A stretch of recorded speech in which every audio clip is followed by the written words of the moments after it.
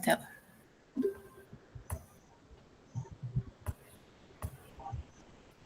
Já está dando para enxergar direitinho? Sim. Pronto, então eu vou iniciar. Bem, boa tarde a todos. Meu nome é Lidiane Carvalho, eu sou aluna de Engenharia Mecânica pelo FRN. Estou desenvolvendo meu projeto de pesquisa no Laboratório de Manufatura e estou sob orientação do professor Wallace Bessa, que esteve aqui ministrando essa palestra, sobre sistemas inteligentes. Bem, o tema que eu tenho para apresentar para vocês hoje é acerca do projeto mecânico de uma estrutura para medição de força de um atuador eletrohidráulico e calibração de sua respectiva célula de carga. Vamos entender um pouquinho melhor sobre isso. Antes de tudo, eu gostaria apenas de resumir aqui o objetivo principal do meu projeto, que o professor Wallace até já citou aí. Bem, retomando aqui o conceito do que é um atuador eletrohidráulico, que vai ser um dispositivo que une a velocidade da atuação elétrica com a elevada capacidade hidráulica. E devido a isso, apresenta algumas vantagens, como suportar grandes cargas e ter uma alta potência em relação ao seu tamanho.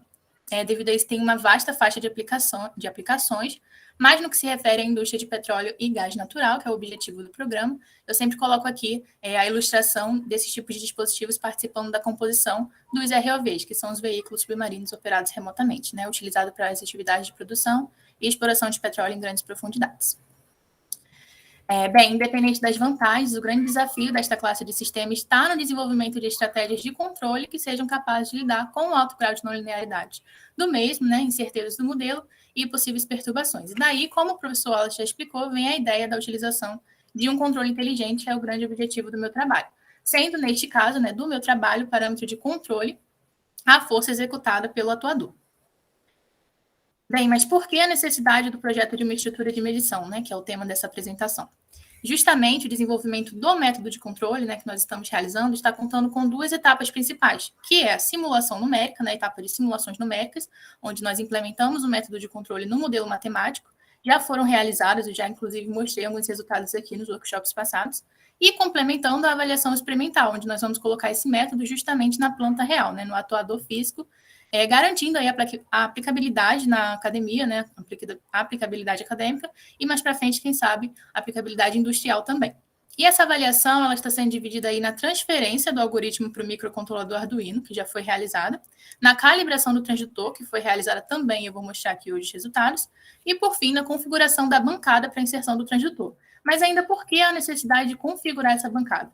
Justamente porque a avaliação experimental ela vai utilizar essa bancada onde o atuador está, que está contida no laboratório de manufatura, e ela não tem nenhum suporte para que o sensor que nós vamos usar, que é do tipo célula de carga, esteja aí fixado a ponto de sentir justamente, conforme o movimento do atuador, a sua força, para que nós implementemos esse controle da força.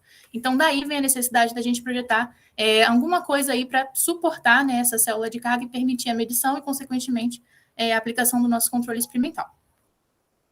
Bem, então, como foi a metodologia dessa fase? Nós iniciamos com a escolha da célula de carga apropriada, seguido do projeto da estrutura para medição de força e, por fim, a calibração do transdutor.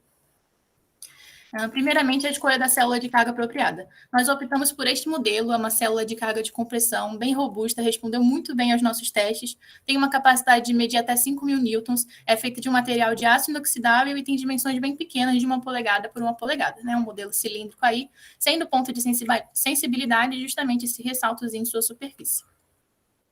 Bem, após escolhermos esse modelo, nós podemos aí projetar que tipo de estrutura, de acordo com as dimensões, vai conseguir suportar a fim de sentir a força desse atuador. Então, nós pensamos em algo bem simples, sendo o atuador justamente isso daqui pintado em branco, e conforme ele vai se movimentando, ele movimenta também duas massas cilíndricas, uma denominada cabeçote do atuador, que fica fixado na extremidade da haste desse sistema por rosca, e um chamado pressionador do sensor, que o próprio nome diz, vai ser o que está fazendo contato aí com o ponto de sensibilidade da nossa célula, transmitindo essa força. Ambas se locomovem, estão aí deslizando sobre um conjunto de 4 guias, e essa mola que une as duas é justamente uma mola de compressão que permite que essa força venha a ser aumentada conforme o avanço do atuador, da direita para a esquerda, e decrementada conforme o seu retorno, da esquerda para a direita. Bem, a célula está em um determinado case, com sua respectiva tampa, e o perfil L está justamente aí, um lado fixado na placa de alumínio, onde está todo o sistema, e o outro fixando a célula de carga para medição devida dessa força. Aqui eu coloquei como vai ficar o resultado final. Parte dos componentes ainda está em fase de manufatura, então não pude trazer a montagem completa, mas aqui é justamente a ideia que nós estamos querendo implementar lá na bancada. Aqui em perspectiva, eu gostaria só de salientar que esses desenhos eles foram elaborados através do software de CAX Creo Parametric 4.0 em sua versão acadêmica. Bem, como eu falei, parte dos componentes está em fase de manufatura, porém outros já puderam ser adquiridos em suas formas finais, né, que dizem respeito aos elementos de fixação do sistema, como parafusos, porcas, o conjunto de 4 hastes, né, que vão ser as nossas guias, e também essa mola de compressão, né, uma atenção aqui especial que eu fiz, um pequeno teste em casa para saber qual seria a constante de rigidez dessa mola. Então, nós tivemos a estimativa de mais ou menos 2 newtons por milímetro, que é interessante a gente saber, até no futuro, quando parte da estrutura já estiver pronta e nós fizermos uma calibraçãozinha com essa mola, qual é justamente essa constante, porque ela vai nos dizer qual vai ser o curso do atuador, dependendo da trajetória que nós implementarmos no nosso controle, para que esse controle ele rastreie. Por exemplo, se eu colocar uma trajetória em que a força mínima é 0 e a máxima é 40 newtons, eu sei que essa mola aí ela vai ser comprimida 20 milímetros, né, da relação de que F é igual a K vezes X. Bem, e ademais, o material utilizado para os componentes que estão em manufatura, né, vou estar mostrando mais à frente nos resultados, foram barras e tarugos de aço 1020. Bem, já vindo aqui para a metodologia da calibração. Para a calibração da célula de carga, nós montamos um circuito que associou a célula ao módulo amplificador e conversor HX711 e ao microcontrolador Arduino.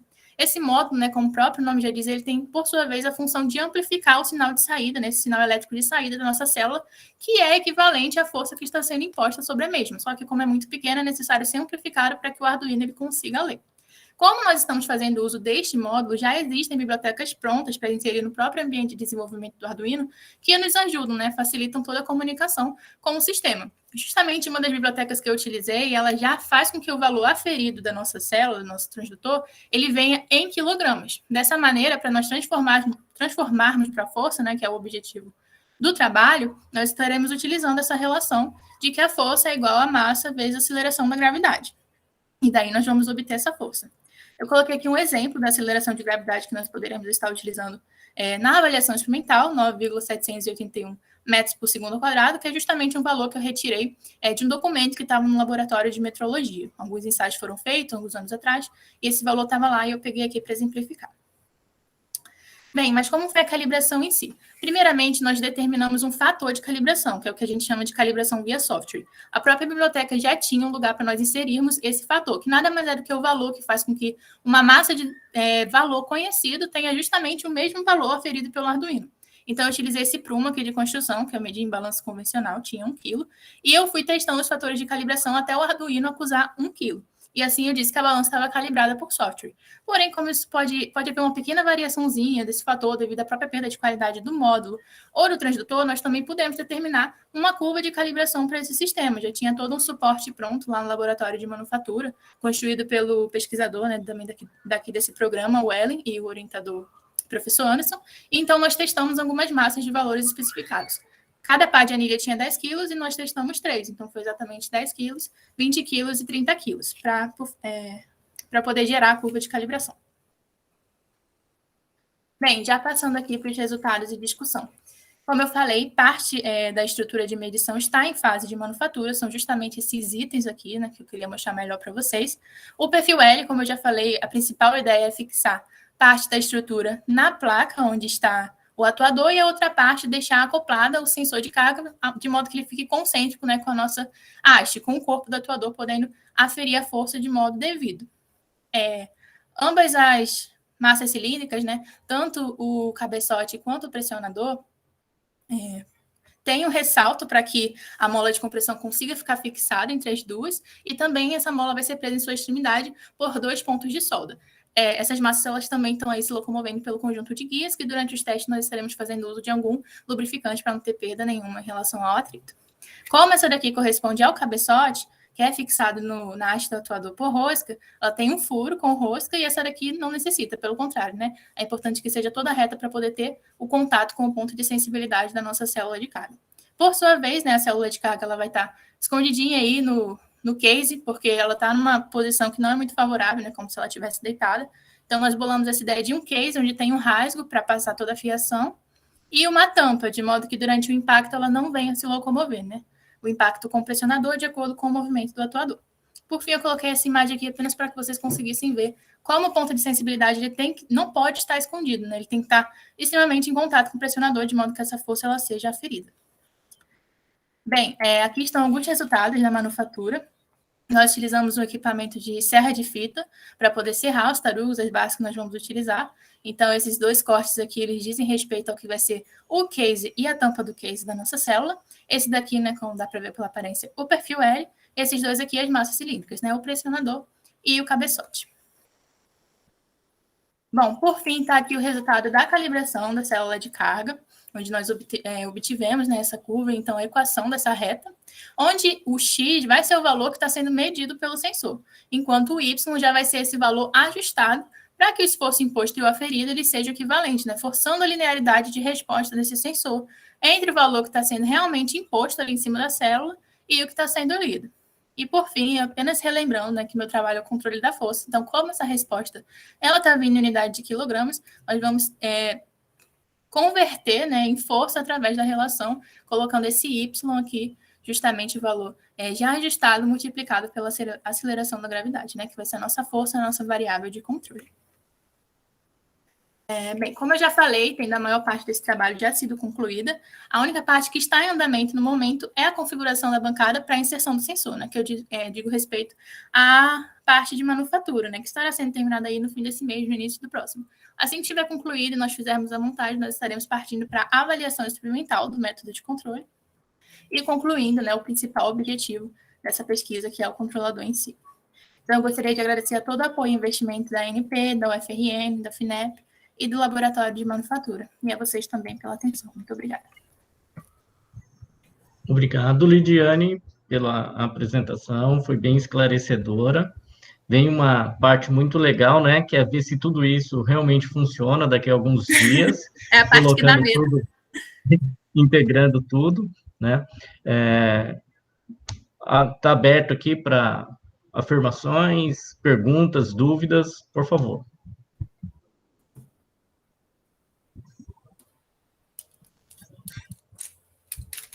Wallace, quer falar alguma coisa? Não, mais uma vez, eu queria parabenizar a Lidiane pelo trabalho que ela vem desenvolvendo, né? Agora, com a parte experimental, antes estava trabalhando mais... Ela começou com a parte experimental, depois passou para a parte teórica, e agora voltou para a parte experimental, né? Então, está transitando aí por todas as áreas, e que é muito interessante para a formação dela, né? Então, só parabenizar o trabalho que ela vem desempenhando. E assim, também estou curioso para ver. Né? É importante ressaltar também, outro detalhe importante, né? É que, aliás, muitas vezes isso é até questionado se dá para fazer. O pessoal, às vezes, pensa que o Arduino é coisa só para robista, né? Mas a Lidiane está implementando o controlador dela todo com Arduino, e está substituindo a placa de aquisição que a gente tinha da Advantech, né, que é equivalente à National, né, e desempenhando a mesma coisa que a placa da National, da Advantech, perdão, e o amplificador da Festo, somando. Na época, esse equipamento foi comprado, custou 3.000 o amplificador e R$ 1.000 a placa, isso, ou seja, R$ 4.000, mas isso foi há 10 anos atrás, né? E quanto está agora, quanto estaria agora, não faço a menor ideia. De qualquer maneira, ela está substituindo aí por um Arduino, desempenhando o mesmo papel e muito mais barato, né? Então, não que você vai pegar isso, o Arduino Uno, por exemplo, apesar de já ter Arduinos industriais, como o Portenta, por exemplo, mas não que vai pegar um Arduino Uno e levar para a indústria. Só quero dizer que é importante, né, ressaltar que aquilo que você aprende brincando, às vezes, com um Arduino, vale também como conhecimento e aplicação na área industrial também, né? Acho interessante. Obrigado, Wallace. Então, para não deixar a nossa apresentação muito atrasada, eu vou pedir para Stephanie já projetar a próxima apresentação, e aí as perguntas a gente deixa eventualmente para o intervalo, tudo bem? Stephanie? Tudo bom? Beleza, então. Obrigada. Oi, boa tarde a todos. Estão me escutando? Estão vendo minha tela? Perfeitamente. Só queria que você colocasse no modo apresentação, Stephanie. Pronto. Perfeito. Tá tudo Pode certo? começar. Perfeito. Boa tarde a todos. Meu nome é Stephanie Gomes e hoje eu vou apresentar meu trabalho intitulado Manufatura de um Manipulador Flexível destinado à indústria do petróleo e gás. Esse trabalho está sob a orientação do professor Adilson e também está sob coorientação da professora Kelly Caliano. Bom, só recapitulando, né, o principal objetivo do nosso projeto, né, o tema do nosso projeto, que é justamente os manipuladores robóticos.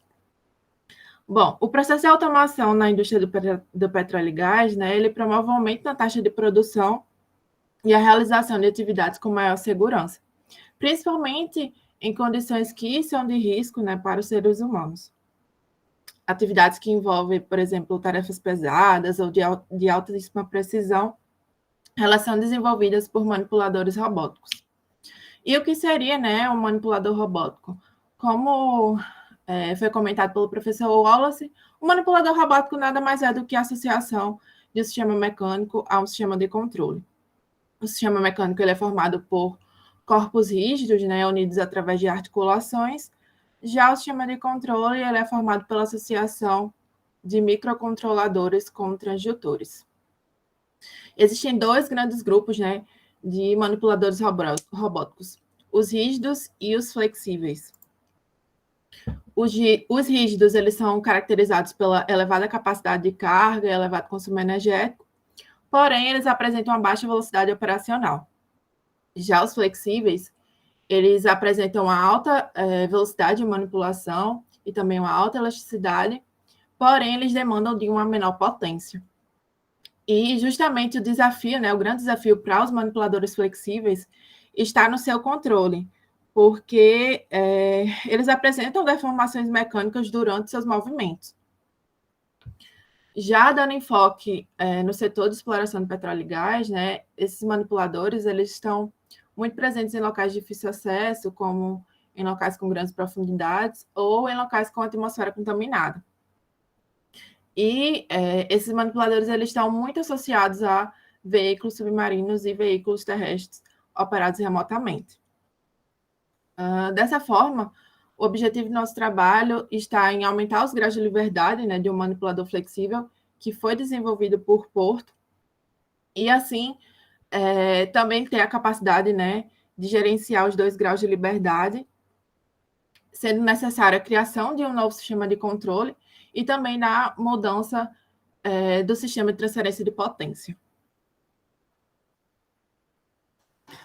Bom, esse trabalho ele é realizado no Laboratório de Manufatura, do Departamento de Engenharia Mecânica, e ele foi dividido em 5 fases, sendo elas a revisão de literatura, o nosso projeto conceitual e mecânico, a manufatura e montagem, o desenvolvimento de hardware e do software para o controle desse manipulador, que já foi desenvolvido, né, anteriormente, como vocês puderam ver nos outros workshops, e a realização dos testes funcionais. Nesse semestre, né, a gente deu enfoque no projeto conceitual e mecânico detalhado e também na manufatura e montagem do nosso projeto. Partindo, né, para a parte do projeto conceitual e mecânico detalhado, a principal mudança foi no sistema de transmissão de potência do nosso motor DC, que promove o nosso movimento axial, né, que é o nosso 2º grau de liberdade. Vale lembrar que essa modelagem ela foi realizada no software Creo Parametric na sua versão acadêmica. Já para manufatura e montagem, né, primeiramente precisou definir, né, algumas máquinas, ferramentas, materiais e ferramentas que seriam necessárias para a fabricação dos nossos componentes mecânicos. As máquinas ferramentas que foram definidas foi a serradora fita, né, a serra-fita, o torno, fresadora universal, plana limadora, furadeira de coluna e uma microretífica. Já a matéria-prima, né, que era necessária para a fabricação, era a liga de alumínio 6061, o aço 1020 e o aço 1045.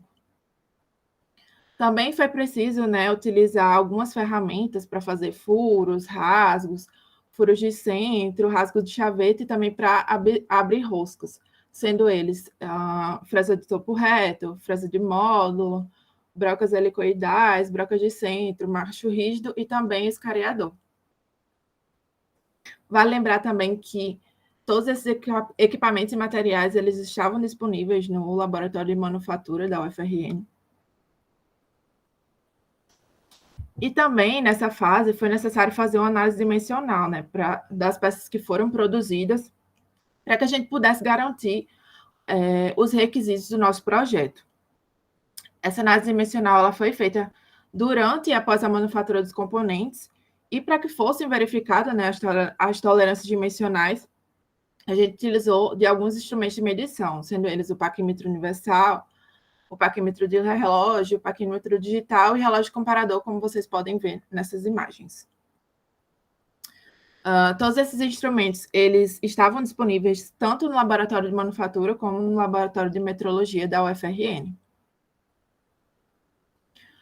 Bom, já chegando na parte de resultados, né, o nosso sistema de transmissão, ele continua muito semelhante ao que a gente viu anteriormente. A gente também tem a mesma proposta de um portão automático, né, a ideia de um portão automático deslizante, utilizando o sistema de engrenagem cremalheira. E a principal mudança, né, que fizemos nessa etapa foi justamente na transferência de potência do nosso motor externo, que promove o nosso movimento axial, né? E essa mudança, ela envolve justamente a inserção de uma pinça de fixação nesse motor externo, e essa pinça, ela é encaixada dentro de um porta-pinças, né? E o aperto gerado pela porca, ele promove uma máxima força de pressão que é transferida para o eixo e para a pinça e também para a nossa porca, né? E para que também ocorra a transmissão, né? Para que ocorra a transmissão desse motor para a nossa engrenagem, a gente precisou fazer um encaixe, né? Precisaria de um encaixe entre a porca e a engrenagem, que foi justamente a proposta de fazer 2 rasgos, né? Para que houvesse esse travamento entre as 2 peças. E também, para que não houvesse, né, uma folga mecânica, foi colocado um espaçador entre a base e a base da engrenagem, né, e a nossa engrenagem. Já na etapa de manufatura e montagem, né, os nossos componentes, eles passaram pelo... alguns componentes, né, passaram pelo processo de usinagem, eles são mostrados nessa imagem. Eles foram, antes do processo, né, na verdade, foram definidas algumas estratégias de usinagem, operações e ferramentas que seriam necessárias para a fabricação de cada componente mecânico. Vale lembrar que esse processo ainda está acontecendo, né? Então, daqui para frente, o nosso objetivo é justamente finalizar essa etapa de manufatura. E para que a gente pudesse garantir, né, os requisitos de projeto, a gente precisou, como eu falei, passar por uma etapa de análise dimensional. As dimensões, né, que foram inspecionadas, elas são muito críticas, né, são essenciais para a montagem e para o funcionamento do nosso sistema mecânico. Essa tabela ela mostra uma média de 5 medições, né, que foram realizadas após a manufatura de cada componente, e também temos as referências, né, das nossas tolerâncias. Como vocês podem ver, né, as dimensões elas encontram dentro dos limites estabelecidos do projeto. Bom, e como vimos, né, foi dada a conclusão do nosso projeto conceitual e mecânico, e em seguida deu início ao nosso processo de manufatura dos componentes mecânicos. Esses componentes que foram manufaturados, eles passaram pelo processo de análise dimensional, né? E, como vimos, eles atingiram os requisitos de projeto, que são muito importantes para as próximas etapas. Então, os nossos objetivos, né, futuros estão em justamente concluir a nossa manufatura, realizar a montagem do nosso sistema mecânico, né? E, finalmente, colocar em prática tudo isso, né? Ver o sistema funcionando e desenvolver os nossos testes funcionais. Eu queria agradecer ao FRN, à FINEP, à ANP, Laboratório de Manufatura, por fazer esse trabalho ser possível. Muito obrigada. Obrigado, Stephanie. Eu queria ressaltar aqui, né, como orientador desse projeto, que um dos desafios para a execução, né, aí a Stephanie pode falar, a gente tem mais de 100 horas de laboratório, né, foi o retorno dos técnicos, porque no laboratório de manufatura é o dilema que tanto a Lidiane como a Stephanie vive, os técnicos fazem parte do grupo de risco e voluntariamente se candidataram a fazer algumas atividades para esses projetos, porque eles estavam já atrasados. Então, estou fazendo aqui a abordagem, né, e a Stephanie vive o mesmo dilema da Lidiane. Nos próximos dias ela vai montar tudo e ver se tudo que foi projetado funciona. E aí começam a descobrir várias coisas que podem ou precisam ser ajustadas, né? Então, ela já tem o algoritmo de controle, tem todos os equipamentos, agora tem que montar tudo para ver como que vai ficar. Parabéns, Stephanie, pela apresentação, né? Em dúvidas, eu vou abrir aqui para uma pergunta e aí a gente já continua com o Ellen. Dúvidas? Muito obrigada, professor.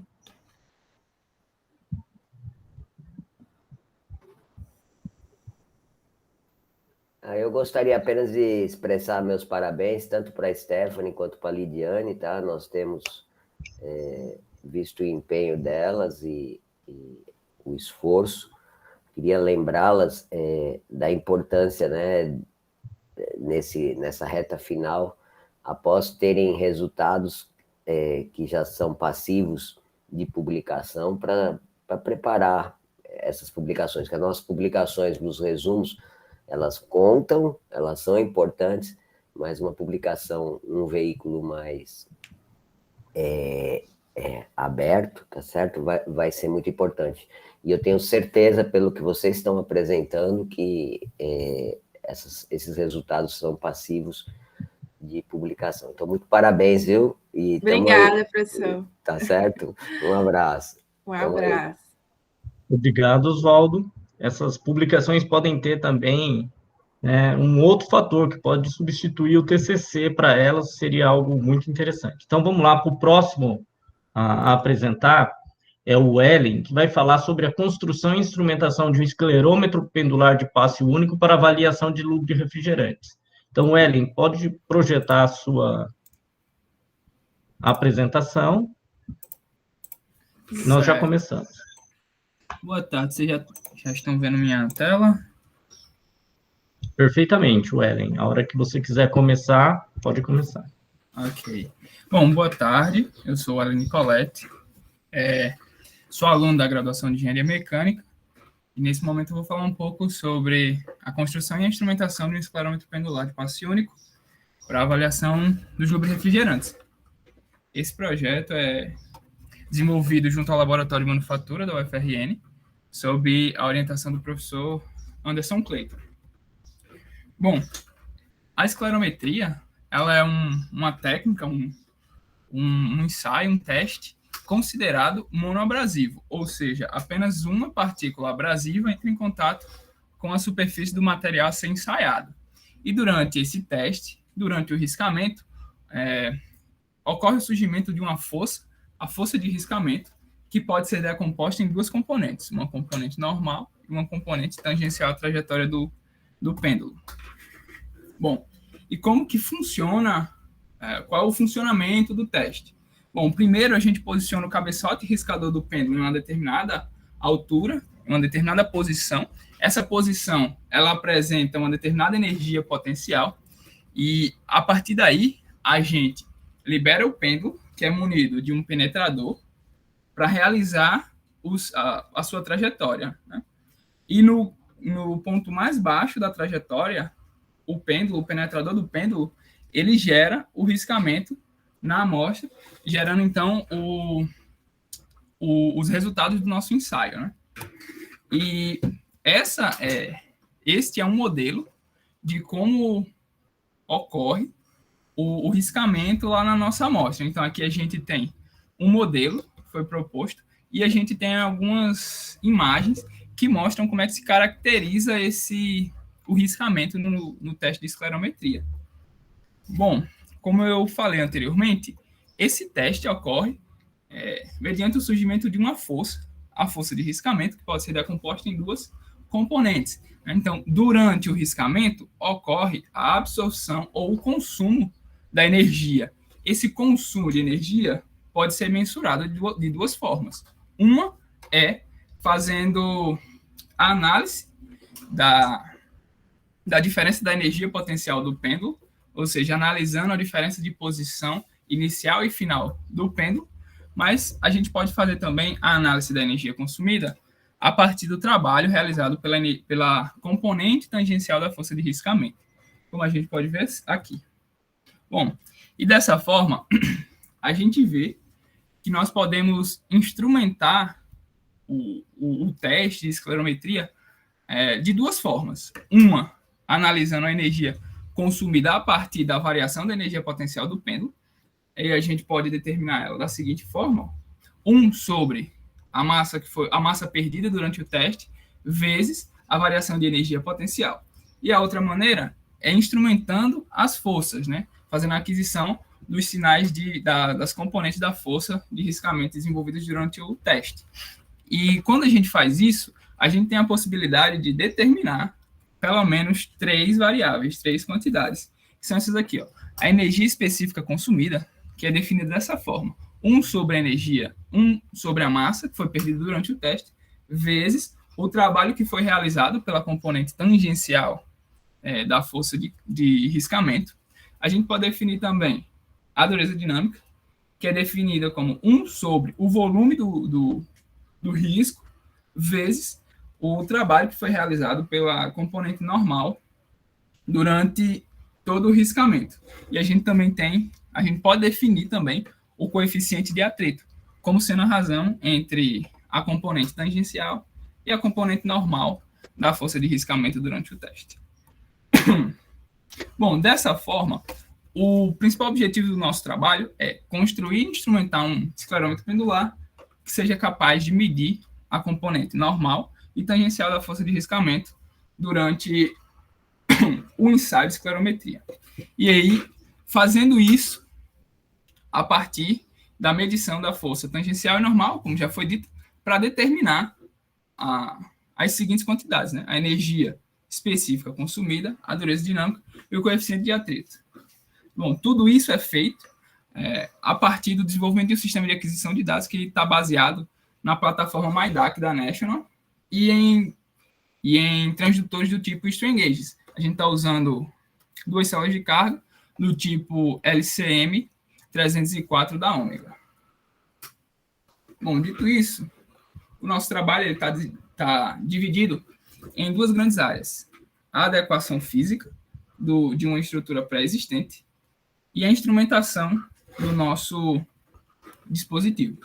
Aqui, ó, na adequação física, a gente tem o projeto das modificações e a fabricação, a execução dessas modificações. E na instrumentação, a gente tem o desenvolvimento do nosso sistema de aquisição, a gente tem o hardware e a gente tem o software, ou seja, o desenvolvimento do programa que vai executar as tarefas. Bom, aqui a gente tem, no projeto das modificações, um modelo que foi desenvolvido para que a gente pudesse adequar o nosso equipamento existente para atender às nossas demandas. Esse é o modelo que a gente desenvolveu para poder realizar as modificações do nosso instrumento. E aqui foram algumas máquinas ferramentas que nós utilizamos ao longo do nosso projeto para executar essas modificações. Então, a gente tem uma fraseadora universal, uma furadeira de coluna, uma plana. Todas elas foram utilizadas ao longo do nosso projeto para realizar as modificações. E aqui é o esquema da execução do hardware, como a gente desenvolveu o nosso hardware. Bom, a gente tem a célula de carga, que vai ser responsável por captar o fenômeno e enviar o sinal para um amplificador. A gente está inserindo esse amplificador agora, né, o amplificador JYS60, que vai enviar o sinal para a MyDAC, vai fazer todo o processamento, e então a gente vai exibir em um computador. Bom, aqui um pouco dos resultados que a gente vem obtendo. Esse é o esclerômetro, depois de ser submetido às modificações que a gente projetou. Então, ele está aqui, como vocês podem ver. Aqui é a bancada que a gente montou, uma bancada experimental, né, onde a gente tem um suporte para fazer os testes, esse aqui que a gente desenvolveu, a nossa célula de carga, que envia o sinal para o amplificador. Esse amplificador ele é alimentado pela fonte e amplifica o sinal e envia tanto para o osciloscópio quanto para o multímetro, onde a gente pode ter uma análise, pode ver quantitativamente e pode analisar o comportamento do sinal, né, tanto aqui no multímetro quanto no osciloscópio. Aqui é o nosso sistema de aquisição, onde a gente tem as duas células de carga, alguns boards, jumpers, e aqui a gente tem a MyDAC. Né? Esse sistema está sendo atualizado, onde a gente vai substituir um regulador de tensão pelo amplificador. Né? A gente já está fazendo os testes com o amplificador. Esse aqui é o amplificador, onde a gente conecta a célula de carga, faz a amplificação do sinal e envia para a MyDAC. Bom, aqui é um pouco do software que a gente vem desenvolvendo. Nessa parte aqui a gente tem o bloco, o diagrama de blocos que a gente desenvolveu lá no LabVIEW, onde a gente faz a aquisição, separa os dados, já que os dados das duas células vêm juntos, a gente faz só separá-los, a gente realiza uma filtragem e a gente começa o processamento. Aqui a gente ordena os dados, né? Faz um vetor com eles e calcula a energia tangencial desenvolvida durante todo o riscamento, uma vez que a gente tem uma parcela aqui do nosso código que é responsável por mensurar o tamanho do risco a partir dos parâmetros que a gente insere. A partir daí, a gente faz a determinação, a partir do momento que a gente calcula a energia desenvolvida pela componente tangencial e normal, a gente faz a determinação das nossas variáveis, das nossas quantidades. O coeficiente de atrito, a energia específica e a dureza dinâmica. Aqui a gente tem a tela de exibição, onde a gente pode analisar o comportamento do nosso sinal, a gente pode analisar também as quantidades que a gente deseja obter como resultado, né? E aqui vocês podem ver uma validação que a gente fez no nosso programa. Bom, a gente já desenvolveu o nosso sistema de aquisição, que é capaz de filtrar e plotar o nosso sinal, né, o sinal das duas componentes da força, e a gente já é capaz de calcular, de determinar com sucesso a energia específica, o coeficiente de atrito e a dureza dinâmica. Por fim, eu gostaria de agradecer ao FRN, à ANP, ao Laboratório de Manufatura e à FINEP por viabilizarem o nosso projeto. Meu muito obrigado. Obrigado, Ellen, pela apresentação, muito objetiva. Eu tenho duas dúvidas que eu vou ser bem rápido. Você já tem um riscador? Não, ainda não. E isso está dependendo de compra do programa? Não, na verdade não. E a outra coisa é como você faz a análise do volume removido para fazer a dureza dinâmica, é isso que eu não entendi. Isso. O riscador, professor, porque não é exatamente da parte do meu projeto, é o outro menino, né, o Gabriel, que está com essa parte, o cabeçote riscador. Quanto ao cálculo do volume, existe um modelo matemático que foi proposto pelos primeiros pesquisadores que desenvolveram o esclerômetro, que é o Hugmark e o Winsburg, e eles determinaram um modelo para calcular o volume. E é esse modelo que a gente utiliza a partir de parâmetros como o raio do pêndulo e a profundidade de penetração. E aí a gente vai e calcula o volume que foi riscado. E isso dá certo com materiais frágeis, como o ferro fundido? é uma boa pergunta para se testar. Existe um quarto item que é uma outra dureza, acredito que seja dureza dinâmica de riscamento, uma outra dureza que relaciona o volume ideal, que é esse que a gente pode calcular via modelo, e o volume real, né? E esse volume real a gente pode calcular, por exemplo, tendo a massa específica do material e calculando a variação de massa. Eu entendi o que você falou. Então, você está com um volume teórico lá. Tá, Isso. legal. Obrigado, Ellen. Desculpe por me estender um pouquinho aí nas perguntas. Vou abrir para a plateia fazer as perguntas. E se não tiver perguntas, eu vou perguntar para o Oswaldo se a gente pode, como nós estamos 4 horas da tarde, fazer um intervalo um pouquinho mais curto, Oswaldo. O que Claro, você acha? claro, Adilson. Aí você me fala quando que você vai querer voltar, que eu informo aqui. O que você acha de voltar em 10 minutos, 4 horas e 10 minutos? Eu Ou acho 15? ótima ideia, excelente. 10 ou 15? 10 minutos acho que tá bom. Tá 15 bom. minutos acho que é melhor, né? Mas aí fica uma Então, defasagem de... assim, Fala. vamos fazer 10 minutos e a gente volta às 4h10, tá bom? Tá bom. Pessoal, então, eu agradeço os que apresentaram até agora, agradeço o professor Wallace, que está lá na Finlândia, 9 horas da noite, e acompanhou a apresentação aqui. Nós vamos fazer uma interrupção e voltamos daqui a 10 minutos, às 16 horas e 10 minutos, tá bom? Isso. Até mais, por enquanto.